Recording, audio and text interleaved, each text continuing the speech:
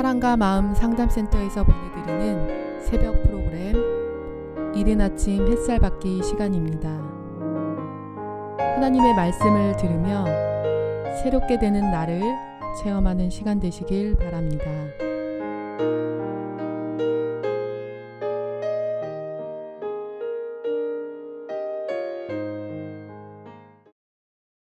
어제 우리는 사울왕의 아들 요나단이 함께 전쟁터에서 죽는 모습을 보았고, 그리고 그를 슬퍼하는 다윗의 활의 노래를 들어봤습니다. 요나단이여, 내가 그대를 애통함은 그대는 내게 심히 아름다움이라. 그대가 나를 사랑함이 기하여 여인의 사랑보다 더하였도다. 참으로 하나님 안에서의 우정은 이런 우정인 것 같습니다. 뿐만 아니라 사울과 요나단, 자기 사랑하는 다윗을 죽이려 드는 그 아버지 사울왕에게 대들면서 도대체 무슨 죄가 있다고 다윗을 죽이려 하냐라고 하면서 아버지한테 대들 때에 아버지는 도리어 요나단에게 너 다윗이 왕이 되면 우리 가족은 몰살당하는데 네가 친구의 우정을 따지고 있냐? 우리의 가족을 생각하지 않고 지금 뭐 하는 것이냐라고 도리어 야단을 치기도 했던 아버지와 아들 사이였습니다. 그럼에도 불구하고 그 아들은 하나님의 백성들을 지키기 위한 전쟁터에서 용맹히 싸우다가 함께 죽습니다. 참으로 엄청난 하나님의 용사로서의 아버지 그리고 아들이었습니다. 참으로 부럽기도 하죠. 자, 그렇게 이제 사무엘하가 시작이 됩니다. 그리고 이제 2장에서 드디어 다윗이 유다의 왕이 되는 사건이 생깁니다.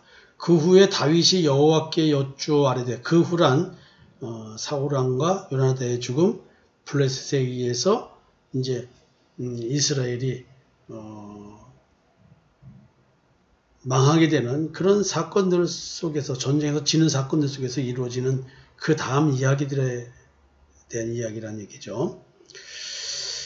그 후에 다윗이 여호와께 여쭈어 아뢰되 내가 유다 한 성으로 올라가리까. 이제 지금 시글락에 있었잖아요. 블레셋 땅에 있었습니다. 블레셋 아기스 왕의 수하에 있는 한 지역에서 머물렀다는 얘기죠. 근데 거기서 이제 사울왕, 자기를 죽이려 드는 사울왕이 이제 없어졌으니 자기 고향으로 돌아가야 되겠죠. 그래서 이렇게 묻는 거죠. 여호와께서 이르시되 올라가라. 올라가리이까? 올라가라. 다윗이 아뢰되 어디로 가리이까? 이야, 다윗은 그냥 가도 되는데 꼭 자기 행동을 결정할 때 그 어느 것 하나도 소홀함 없이 하나님께 여쭙습니다. 올라가리이까? 올라가라. 어디로 가리이까? 헤브론으로 가라. 헤브론. 헤브론이라고 하는 것은 그 의미상 연합, 친교, 이런 화합을 뜻하는 의미를 갖고 있습니다. 지금 하나님께 왜 어디로 가리이까? 이렇게 물어보는 이유가 있습니다. 지금 사울왕이 죽었지만 그 땅에는 사울의 가문을 추종하는 적대 세력이 분명히 아직도 있습니다.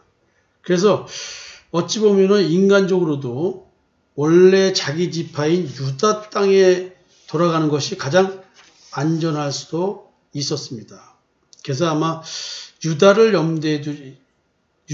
염두에 두지 않았을까라고 생각합니다. 근데 하나님은 지금 헤브론 지역으로 가라고 합니다. 왜 헤브론으로 가라고 했을까요? 헤브론은 유다 지파의 성읍이면서 유다 지파 지역의 중심부에 위치하고 있습니다. 다윗이 유다 지파의 세력을 얻고 왕이 될 정적인 거점으로 알맞은 곳이었다. 죄송합니다. 이렇게 주석은 얘기를 합니다. 어찌 보면 정치적으로 그렇게 유력한 곳으로 가야 하나님의 뜻이 이루어지는 그런 계기가 되겠죠. 또 헤브론은 여호수아 시대에 갈렙에게 패배당한 아낙 자손들이 차지했던 요새입니다. 산지가 성읍으로 둘러싸인 군사적 요충지였다고 합니다.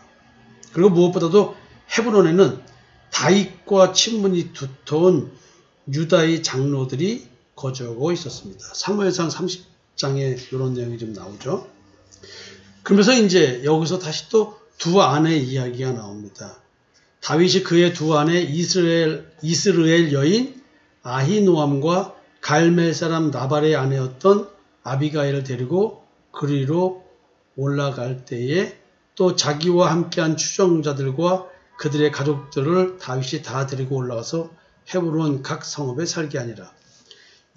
600명의 군사들이 다윗을 따랐습니다. 그러면 600명의 군사들의 가족들이 있었겠죠. 최소한도 2배, 3배 정도는 되지 않았을까요?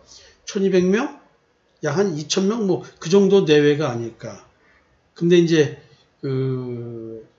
아마 그 성읍에는 다 살 수 없으니까 이리저리 좀 어느 정도 흩어져서 살아야 되지 않았을까라는 생각이 듭니다. 아히노암, 지금 미갈은 첫 번째 아내가 미갈이죠. 그 미갈은 지금 다윗 왕에게 색시로 줬지만 사울 왕에 의해서 발디에게 아내로 주어져서 빼앗겨야죠. 그래서 이제 그때 아히노암이 새로운 아내가 됐고 또 나발 아시죠, 여러분들? 다윗에게 굉장히 섭섭하게 행동해서 다 죽이러 가고 다 뺏으러 가고 다 그냥 하나님의 이름으로 맹세하고 진멸을 가려고 할 때 참으로 지혜롭고 명철하고 총명한 아내 아비가일이 나와서 그 사건을 막고 도리어 피 흘리지 말라고 조언하고 그래서 다윗은 이 여인의 말을 듣고 자기가 실행하려고 하는 그 계획을 처리하고 물러갑니다. 그러고 나서 이제 나발이 하나님에 의해서 죽음을 당하자 아비가일을 아내로 맞아들이게 됩니다. 뭐 이런 얘기가 이렇게 있어요. 유다 사람들이 와서 거기서 다윗에게 기름을 부어 유다 족속의 왕으로 삼았더라. 자, 기름 부음을 사무엘 선지자에게 먼저 이스라엘의 왕, 즉 통합왕, 북이스라엘, 남유다 이것을 통합한 왕으로서 기름 부음을 받습니다. 근데 이제 작은 족속, 유다 족속의 왕으로 기름을 부음 받습니다. 일단 출발이 되는 거죠. 왕으로서의 출발. 이게 이제 지금 되는 겁니다. 하나님의 뜻이 이제 이루어지는 계기가 된 거죠. 드디어 이제 왕이 된 거죠. 그리고 이제 지금 이 기름 부음, 유다의 장로들로부터 기름 부음을 받고 다시 7년 6개월 후에 이스라엘 장로들에게서 온 이스라엘의 왕으로서 기름 부음을 또 받습니다. 그러니까 세 번의 기름 부음이 있습니다. 근데 두 번째, 세 번째는 사무엘의 기름 부음을 증명해주는 사건으로서 역사를 하게 됩니다. 하나님의 뜻은 이렇게 흘러가고 있었습니다. 어떤 사람이 다윗에게 말하여 이르되 사울을 장사한 사람은 길르앗 야베스 사람들이니 다음에 다윗이 길르앗 야베스 사람들에게 전령들을 보내 그들에게 이르되 너희가 너희 주 사울에게 이처럼 은혜를 베풀어 그를 장사했으니 여호와께 복을 받을지어다. 참 사울 왕과 요나단의 죽음을 두고 그렇게 눈물을 흘리고 안타까웠고 슬퍼했던 다윗의 마음. 제가 어제 사울을 향한 다윗의 마음은 도리어 참 연민의 정 같은, 자기를 하나님의 사람으로, 하나님만 의지하는 사람으로 기르고 있는, 훈련시키고 있는 그 하나님의 도구로서의 막강한 권력을 가진 사울 왕. 나중에는 원망스러웠겠지만 도리어 하나님 안에서 내려놓고 사울 왕을 하나님 안에서 바라봤던 사울. 그런 사울이 아니겠느냐라고 어제 말씀을 드렸죠. 도리어 그래서 사울에게 이렇게 슬픈 애가도 부르고 또 이제 그 장사를 지내준 길르앗 야베스 사람들에게 다윗이 또 이런 말을 할 수 있는 것 같습니다. 너희가 이 일을 하였으니 이제 여호와께서 은혜와 진리로 너에게 베푸시기를 원하고 나도 이 선한 일을 너희에게 갚으리니 이제 너희는 손을 강하게 하고 담대히 할지어다. 너희 주 사울이 죽었고 또 유다 족속이 내게 기름을 부어 그들의 왕으로 삼았음이니라 하니라.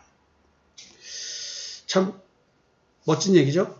은혜와 진리. 우리 다니다 보면 교회 이름에 은혜와 진리 써 있는 경우 많이 봅니다. 여기서 은혜가 무슨 의미냐면 하나님의 언약적 사랑을 의미합니다. 하나님의 언약대로 하나님이 우리의 하나님이 되시고 우리는 그의 백성이 되어 그의 보호를 받게 되는 것, 이게 여기서 말하는 그 은혜입니다. 새 언약에 대한 의미겠죠. 그 다음에 이제 그 진리로 번역된 이 내용은 하나님께서 약속하신 바를 시건치 않으시고 그대로 지키신다. 진실이라는 의미를 담고 있습니다. 그래서 기름 부은 종 사울, 요나단, 자기 친구, 너무나 하나님께 맹세를 하고 맺은 그 우정, 그런 친구, 그 가족들을 장사해준 이 길르앗 야베스 사람들에게 참으로 감사해야 하는 마음을 갖고 이런 말을 하는 것입니다. 이제 너희는 손을 강하게 하고 담대히 할지어다. 너희 주 사울이 죽었고 또 유다 족속이 내게 기름을 부어 그들의 왕으로 삼았음이니라 하니라. 너희를 보호해주던 사울 왕은 이제 죽었지만 내가 이제 그 권력을 잡아서 내가 대신하니까 너희들 걱정하지 말고 나를 믿고 따르라. 하나님께서 사울 왕을 통해서 너희를 보호해 준 것처럼 나도 너희들을 보호해 주마 라는 얘기를 하고 있는 겁니다. 왜 길르앗 야베스 사람들이 이렇게 사울에게 했냐면 제가 사무엘상 11장 얘기를 좀 잠시 읽어드리겠습니다. 암몬 사람 나하스가 올라와서 길르앗 야베스에 맞서 진침해 야베스 모든 사람들이 나하스에게 이르되 우리와 언약하자. 그리하면 우리가 너를 섬기리라 하니 암몬 사람 나하스가 그들에게 이르되 내가 너희 오른 눈을 다 빼야 너희와 언약하리라. 내가 온 이스라엘을 이같이 모욕하리라. 이런 상황에서 야베스 장로들이 자기들을 구원할 자가 없으니까 이거 어떡하지 해서 사울에게 도움을 요청합니다. 그 사울이 밭에서 소를 먹고 일을 하다가 울면서 오는 그 백성들의 이야기를 통해서 이런 사건 얘기를 들으니까 사울이 이 말 들을 때 11장 6절입니다. 사무엘상 11장 6절인데 하나님의 영에게 크게 감동되며 그의 노가 크게 일어나, 이런 표현이 있습니다. 그러니까 이때 사울이 왕권을 확립하는 계기가 되는 것이 이제 길르앗 야베스 사건입니다. 여호와의 두려움이 백성에게 임함에 사울 왕과 같이 동참하여 이제 나하스 왕을 치러 올라가게 되는 것이죠. 이 사건과 연관된 것이 지금 다윗의 이런 얘기를 좀 하고, 그래서 길르앗 야베스 사람들이 사울 왕을 이렇게 선대할 수 있었던 것이죠. 또 다윗은 그들이 사울에게 선대했으니까 자기의 적으로 그들을 돌릴 수도 있는데 적으로 돌리지 않고 그들을 품어내는 엄청난 리더로서의 그런 품성을 좀 보여주고 있습니다. 자, 오늘 핵심적인 단어가 있죠. 은혜와 진리. 하나님의 사랑. 어쨌든 간에 사울왕이 악신이 들릴 정도로 그게 불순종하는 자였지만 사울왕과 요나단은 하나님의 백성을 지키기 위해서 용감히 싸워서 전쟁터에 죽었습니다. 어쩌면 우리가 지금 진리의 영, 미혹의 영, 우리가 그런 얘기를 참 많이 쓰는 교회지 않습니까? 그래서 우리는 오늘 잠시 잠깐 미혹되어 있던가 지금 불순종하는 성도들을 바라보면서 우리는 사울왕을 바라보듯이 할 수 있습니다. 근데 그럼에도 불구하고 우리가 교회를 위해서 우리 그 공동체를 위해서 하나님의 뜻을 깨닫겠다고 성장해 가고자 하는 자들이 있다고 한다면 우리는 이와 같이 은혜와 진리라는 단어로 우리가 함께 마음을 나눠야 되지 않을까 생각이 됩니다. 다윗 같은 마음으로 오늘 현재 사울왕 같은 사람을 이렇게 품고 사랑하고 이렇게 같이 가야 되지 않을까 이런 생각이 듭니다. 다윗처럼 사울왕을 사랑합시다. 그리고 그런 자들에게 하나님은 오늘 다윗을 통해서 은혜와 진리가 있다고 한다면 너희들은 다윗처럼 그런 교우관계를 성도와의 교제를 믿음의 교제를 할 수 있을 것이다 라는 말씀을 전해주신 것 같습니다. 은혜와 진리 오늘 하루 생각해보는 하루가 되었으면 좋겠습니다.